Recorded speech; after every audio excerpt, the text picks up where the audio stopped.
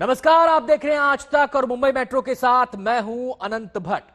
जुलाई के महीने में जब मुंबई में बारिश होती है तो बहुत डर लगता है, क्योंकि मुंबई में जब मॉनसून आता है तो मुसीबतों का समंदर सड़कों पर बहने लगता है। आज भी यही हुआ।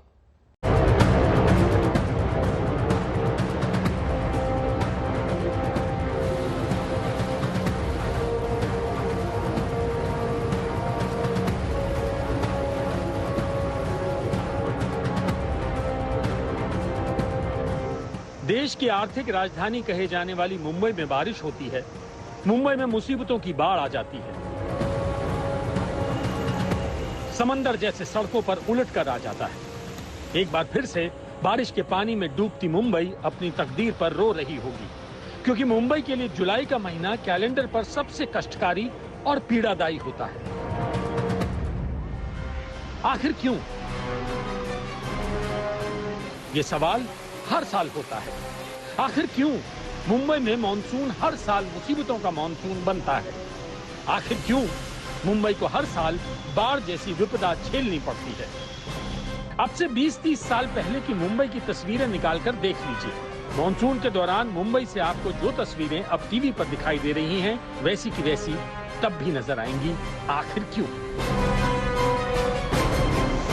पिछले 20 बरस में मुंबई काफी बदली, बस नहीं बदली है तो मॉनसून की त्रासदी। आखिर क्यों देश का सबसे आधुनिक शहर बारिश के आगे लाचार हो जाता है? आखिर क्यों? मुंबई और बारिश का अजब रिश्ता है। अगर मॉनसून आने में 2 हफ्ते की देरी हो जाए तो मुंबई खाली होने की बातें शुरू हो जाती हैं। मंदिरों में पूजा पाठ शुरू हो जाता है, क्योंकि इसी बारिश से मुंबई के वो 6 तालाब भरते हैं जिनसे कि मुंबई के घरों तक पानी पहुंचता है, जिनसे कि मुंबई वालों की प्यास बुझती है। हर साल मॉनसून के दौरान मुंबई में 2 से 3 मौके आते हैं जब पूरा शहर बारिश से ठप पड़ जाता है। सड़कें नदी की शक्ल ले लेती हैं, मैदान तालाब बन जाते हैं, मुंबई की लाइफलाइन लोकल ट्रेन रुक जाती है और लोगों के घरों में पानी घुसपैठ कर जाता है। हिंद माता, किंग सर्कल, सायन, कुर्ला, मिलन सबवे, अंधेरी सबवे, मलाड सबवे जैसे नाम टीवी चैनलों और अखबारों में छाए रहते हैं, क्योंकि बारिश की सबसे खौफनाक तस्वीरें इन्हीं इलाकों से आती हैं।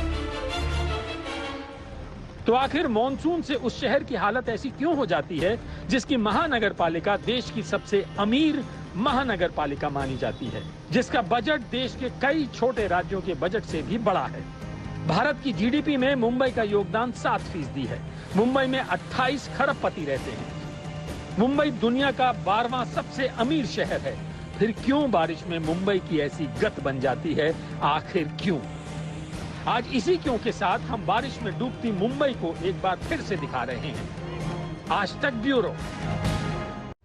देश के अमीर शहरों में शुमार मुंबई की बारिश ने जो गत बनाई है, तस्वीरें देखकर लग रहा है कि यह शहर मॉनसून की बरसात में डूबने के लिए ही बना है। जानकारों के मुताबिक अभी और बारिश हुई तो मुंबई के हालात बदतर हो सकते हैं।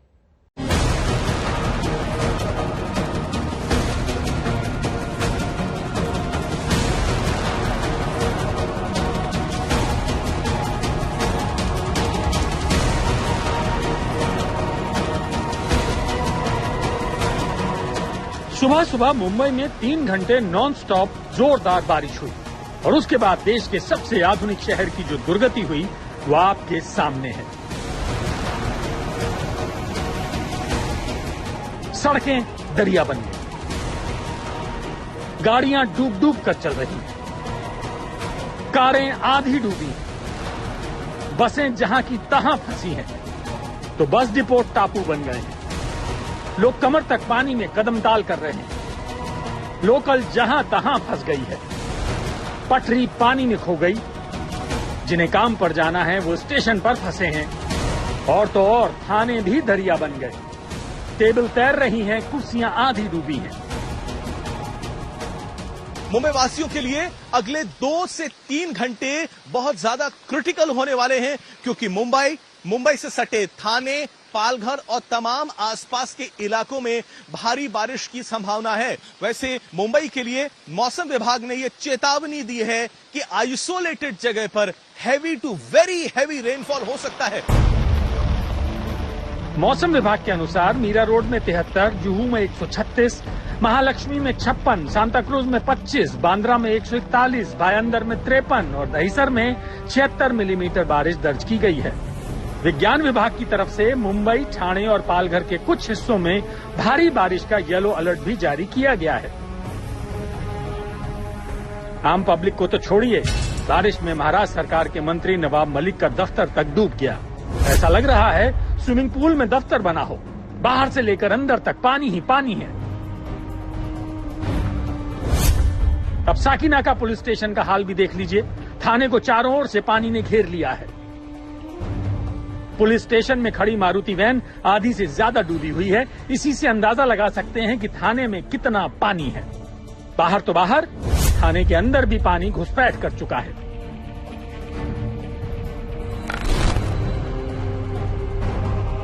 मुंबई के कलीना इलाके की तस्वीरें देखिए। बसें डूबी हुई हैं। सड़क पर कमर से ऊपर तक पानी भरा है। इस वक्त हम मुंबई के कलीना के इलाके में हैं और यहाँ पे मीठी नदी का जो स्तर है बारिश के बाद, पानी के बाद जो तेज बरसात हुई उसके बाद काफी ज्यादा भर गया। हालांकि अब जब पानी यहाँ धीरे धीरे करके रिसीड हो रहा है, कम हो रहा है और यहाँ लेकिन देखिए फिर भी सड़कें जो है वो तकरीबन तालाब जैसी बन गई और यहाँ पे बच्चे खेल रहे हैं इस पूरे पानी में, इस सैलाब में। और इंतजार यहाँ के लोग इसी बात का कर रहे हैं कि पानी थोड़ा सा कम हो जाए तो यहाँ से ये सड़कें वापस आवाजाही के लिए शुरू हो सके। मुंबई के गांधी मार्केट इलाके का भी बुरा हाल है। हर तरफ पानी का कब्जा है और बसों के इंजन फेल हो गए हैं। जगह जगह बसें फंसी हैं। अंडरपास भी पूरी तरह से भरा हुआ है। अब जो सुबह सवेरे मूसलाधार बारिश हुई उसका नतीजा ये हुआ है कि कई लो लाइंग एरियाज में पानी भर गया है। इस वक्त मैं गांधी मार्केट में मौजूद हूँ। यहाँ भी आप देखिए, हालांकि यहाँ पर बीएमसी ने अपना पंप लगाया हुआ है, बावजूद इसके पानी की जो निकासी है वो अभी तक नहीं हो पाई है। हालांकि पिछले आधे घंटे से बारिश नहीं हो रही है और ये अच्छी खबर है मुंबई वासियों के लिए। अगर अगले 2-3 घंटे बारिश नहीं होती है तो फिर तो ये पानी रिसीड हो जाएगा, लेकिन अगर पानी नहीं निकलता तो फिर मुंबई वासियों के लिए दिन भर मुसीबत होने वाली है। कई सोसाइटी पानी में डूबी है। बस डिपो टापू में बदल गए हैं। बारिश ने सड़कों को समंदर सा बना रखा है और मुंबई का समंदर भी उफान उफान कर आ रहा है और हाई टाइड का अलर्ट भी मुंबई वालों को डरा रहा है। विद्या के साथ पंकज उपाध्याय, मुंबई आज तक।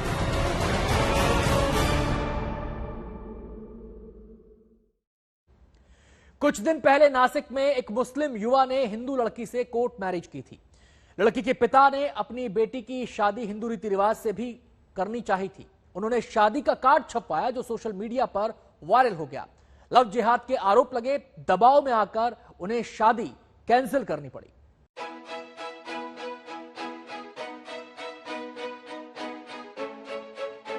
रसिका और आसिफ मई महीने में कोर्ट मैरिज कर चुके हैं। रसिका के पिता नासिक के बड़े जूलर हैं। वो अपनी बेटी को हिंदू रीति रिवाज से धूमधाम से विदा करना चाहते थे। 18 जुलाई की शादी के लिए कार्ड छपा और ऐसा वायरल हुआ कि उन्हें शादी कैंसिल करनी पड़ गई। समाज के लोगों का कहना था कि इस शादी से हिंदू लड़कियों में गलत मैसेज जाएगा कि अंतरधर्मीय विवाह के लिए परिवार आसानी से मान जाते हैं। हिंदू एक्टिविस्ट को इस शादी में लव जिहाद नजर आया। परिवार पर इतना दबाव पड़ा कि पिता ने शादी कैंसिल कर दी। ये लव जिहाद का मामला था ही नहीं और कुछ ज़रूरत ही नहीं थी लोगों को कि मतलब इतना ज़्यादा फैला दिया कि मतलब हमारी शादी की तैयारी भी हो गई थी। उस बीच हमको पता चला कि हमारी शादी कैंसिल हो रही है। बहुत बुरा लगा था हमको। रसिका दिव्यांग है। सहारा लेने के बाद भी बहुत कम चल पाती है। परिवार उसकी शादी के लिए काफी परेशान था। कहीं बात नहीं बन पा रही थी। रसिका और आसिफ एक दूसरे के साथ पढ़ते थे। दोनों एक दूसरे को चाहते थे। आसिफ ने शादी का प्रस्ताव रखा। दोनों परिवार आराम से तैयार हो गए। परिवारों की सहमति के बाद शादी रजिस्टर हुई। मैं यहाँ पे रसिका का धर्म चेंज करने आया नहीं था, न रसिका मेरा धर्म चेंज करने आई थी। हमारे बीच में प्यार था हमारे बीच में प्यार है। जहाँ प्यार होता है वो आपको सब चीज़ एडजस्ट करना पड़ता है, समझ के लेना पड़ता है। मैं कहूँगा समझ के लेना पड़ता है, और प्यार में हम सब कुछ कर लेते हैं। लेकिन हमने प्यार में धर्म नहीं चेंज किया, क्योंकि हमने धर्म को भी उतना ही इंपॉर्टेंस दिया है। क्योंकि मैंने जो कुछ भी सीखा है कुरान से सीखा है, रसिका ने जो कुछ भी सीखा गीता से सीखा है। मैं ये नहीं कहूँगा रसिका तू कुरान पढ़, या रसिका ने मुझे नहीं बोला तुम गीता पढ़ो, ऐसा कुछ भी नहीं था। हमारा सब कुछ क्लियर कट था। इसलिए आप हमारा कार्ड पे भी देख सकते हो जो प्रॉब्लम्स थे, मैंने उस प्रॉब्लम के साथ रसिका को एक्सेप्ट किया, क्योंकि मैंने देखा कि इसके प्रॉब्लम्स या जो कुछ भी था, मैं चाहता था कोई इसे ऐसा मिले जो इसको समझता। इसलिए मैंने इतना साल लगा। मुझे लगा शायद कोई ना कोई इसके लाइफ में आएगा जो रसिका को एज इट इज़ प्यार करेगा, अनकंडीशनल लव, लेकिन ऐसा मिला नहीं। और मैंने ये सोचा था कि अगर कोई होगा तो मैं रसिका को उसके साथ जाने दूंगा, लेकिन ऐसा नहीं हुआ। इतने साल हो गए, इसके बाद हमने डिसीजन लिया अगर हम ऐसे करना तो हम 2-3 साल बाद ही शादी कर लेते, 2015 में शादी कर लेते, लेकिन हमने ऐसा नहीं किया। हमने सब चीज़ को टाइम दिया और हमारा सब कुछ क्लियर था। अब महाराष्ट्र के मंत्री बच्चू कडू परिवार से मिलने गए और कहा कि इन दोनों की शादी के लिए वो सुरक्षा कवर देंगे। दोनों ने धर्म परिवर्तन नहीं किया है, ऐसी शादियों से अच्छा संदेश जाता है। तर आम्ही पहिल्यांदाच एक कवच त्यांना देऊ आणि हा त्या मुलींचं संमती, त्यांच्या परिवाराची, आईवडिलांची संमती आहे, नाही तर त्यांचा आपापला धर्म कायम ठेवून खरा मानवतेचा धर्म ते इथे निर्माण होत आहे। आणि या माध्यमातून एक चांगला संदेश शाहू महाराजांना सांगितलं होतं का या देशामध्ये आंतरजातीय विवाह झाले पाहिजे। जर या देशातली अखंडता कायम ठेवायचं असतं आणि तिरंगा एकच जर डोक्यावर ठेवायचा असतं तर तुम्हाला भविष्यात या गोष्टी समजूनच घ्यावं लागेल। जेपर्यंत हे समजून घेणार नाही तेपर्यंत या देशातली जातीयता, धार्मिकता कमी होणार नाही। नासिक से प्रवीण ठाकरे के साथ आज तक ब्यूरो। भारत की एक और बेटी अमेरिका में स्पेस टूरिज्म के नए फील्ड में नाम रोशन कर रही है। मुंबई से सटे कल्याण की रहने वाली संजल उस टीम का हिस्सा हैं जिसने जेफ बेजोस के लिए स्पेस रॉकेट तैयार किया है। ये रॉकेट 20 जुलाई को उड़ान भरेगा।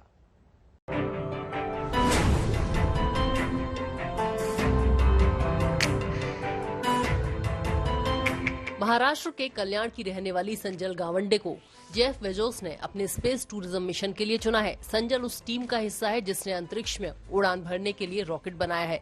20 जुलाई को जेफ बेजोस की कंपनी ब्लू ओरिजिन का रॉकेट अंतरिक्ष के लिए उड़ान भरेगा। संजल ने कल्याण से ही हाई स्कूल इंटर किया, मुंबई यूनिवर्सिटी से मैकेनिकल इंजीनियरिंग की पढ़ाई की और फिर एमएस करने यूएस चली गयी। संजल के पिता कल्याण डोंबिवली महानगर पालिका और माँ MTNL से रिटायर्ड है। संजल उनकी इकलौती संतान है। माँ होने के नाते मुझे तो बहुत गर्व हो रहा है, अभिमान हो रहा है। और इतने सारे जब अभिनंदन के सब फोन आ रहे हैं तो बहुत खुशी की बात है। और एक्चुअली मीन्स आंख में अभी आंसू आ रहे हैं, लेकिन ये बोलते हैं ना आनंद आंसू करके है। बहुत फील अच्छा हो रहा है और मेरा लड़की ने इतना नाम किया है तो मेरा जन्म सार्थक हुआ है। संजल की यूएस में पहली नौकरी बतौर मैकेनिकल इंजीनियर लगी थी और वो कारों के इंजन डिजाइन कर रही थी, पर उनका सपना शुरू से ही स्पेस में कुछ करने का था। इसलिए 7 दिन में वो 5 दिन नौकरी करती थी और वीकेंड पर 2 दिन अपने सपने को पूरा करने के लिए फ्लाइंग लेसन लेती थी। इस दौरान संजल को कड़ी मेहनत के बाद कमर्शियल पायलट का लाइसेंस मिला। इस दौरान संजल को ब्लू ओरिजिन ने न्यू शेपर्ड मिशन के लिए चुना और संजल का बचपन का सपना सच हो गया। न्यू शेपर्ड मिशन को स्पेस टूरिज्म के फील्ड में माइलस्टोन माना जा रहा है। जो MS का जो कोर्स था उसके अंदर उसने एरोस्पेस का एक सब्जेक्ट लिया, क्योंकि उसको एरोस्पेस का ही इंटरेस्ट था। लेकिन वो डायरेक्ट नहीं जा सकती तो वो स्टेप बाय स्टेप गई।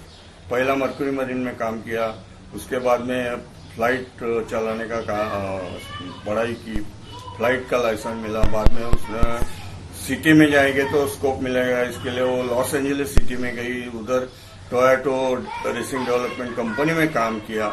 उधर भी उसका यही था कि हमको कुछ तो भी मांगता है, तो उधर से वो हर टाइम ट्राई करती थी कि एरोस्पेस के अंदर जाने के लिए कौन सा रास्ता है, वो रास्ता हमेशा चूसती रही और हमेशा चूसती रही। तो उसका लक इतना अच्छा है, शुरू से 10 से लक अच्छा है।